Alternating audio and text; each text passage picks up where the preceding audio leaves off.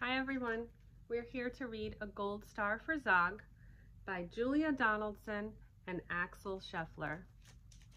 How appropriate that we're going to read a book about a dragon when we have our own dragon, Flame.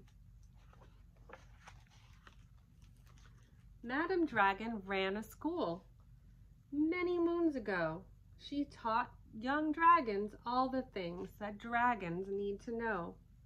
Zog, the biggest dragon, was the keenest one by far.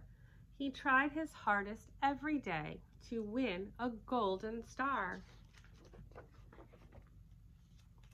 All the dragons in year 1 were learning how to fly. "Hi," said Madame Dragon, "way up in the sky. Now that you've been shown, you can practice on your own, and you'll all be expert flyers by the time you're fully grown." Zog went off to practice, flying fast and free. He soared and swooped and looped the loop, then crashed into a tree. Just then a little girl came by. "Oh, please don't cry," she said. "Perhaps you'd like a nice sticky Band-Aid for your head." "What a good idea," said Zog. Then up and off he flew, his Band-Aid gleaming pinkly as he zigzagged through the blue. A year went by, and in year 2, the dragons learned to roar. "More," said Madame Dragon, "louder I implore. Now that you've been shown, you can practice on your own, and you'll all be champion roarers by the time you're fully grown." Zog went off to practice. He roared with fearsome force. He kept it up for hours on end, but then his voice grew hoarse. Just then the girl came by again. She said, "What rotten luck! Perhaps you'd like a soothing peppermint to suck." "What a good idea," said Zog. Then up and off he flew, and breathing fumes of peppermint, he zigzagged through the blue. A year went by, and in the year 3, the dragons learned to blow. "No," said Madame Dragon, "breathe out fire, not snow." Now that you've been shown, you can practice on your own, and you'll all be breathing bonfires by the time you're fully grown. Zog went off to practice. He blew with all his might. He twirled, and in triumph, his wing caught a flight. Oh no!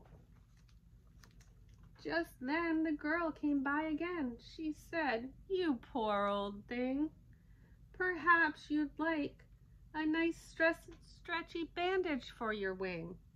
"What a good idea," said Zog. Then up and off he flew, his bandage flapping wildly as he zigzagged through the blue.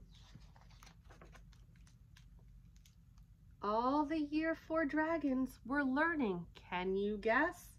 "Yes," said Madame Dragon, "how to capture a princess." Now that you've been shown, you can practice on your own. You'll need to capture hundreds by the time you're fully grown. Zog went off to practice. He tried and tried and tried, but he simply couldn't manage. "I'm no good at this," he cried. "I'll never win a golden star."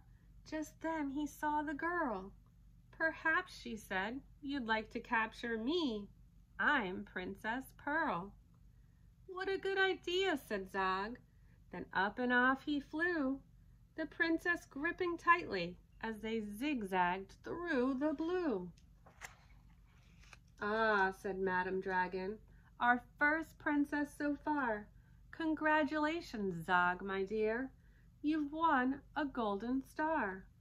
Zog was proud and happy, and Pearl felt good as well.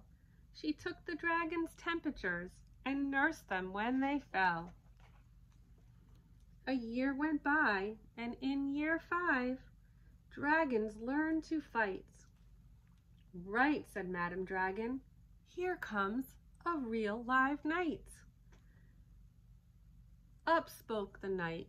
"My name," he said, "is Gadabout the Great. I've come to rescue Princess Pearl. I hope I'm not too late." Zag breathed fire and beat his wings. "You can't, she's mine," he roared. "Oh, no, she's not," yelled Gadabout, and waved his trusty sword. The other dragons crowded round and watched them all agog. Who was going to win the fight, Sir Gadabout or Zog? Then Princess Pearl stepped forward, crying, "Stop, you silly chumps! The world's already too full of cuts and burns and bumps. Don't rescue me. I won't go back to being a princess and prancing around the palace in a silly, frilly dress. I want to be a doctor and travel here and there, listening to people's chests and giving them my care." "Me too," exclaimed the knight, and took his helmet off his head. "I'd rather wear a nice twisty stethoscope," he said. "Perhaps, Princess, you'll train me up?" And Pearl replied, "Of course, but I don't see how the two of us could fit upon your horse." Then Zog said, "Flying doctors, I'd love to join the crew. If you'll let me be your ambulance, then I can carry you." "Bravo," said Madam Dragon, "an excellent career." And all the Year 5 dragons gave a loud, resounding cheer. Then Madam Dragon told the horse, "I really hope you'll stay. I'll let you be my pupil's pet and feed you lots of hay." "What a good idea," said Zog. Then up and off he flew, the flying doctors waving as they zigzagged through the blue. The end.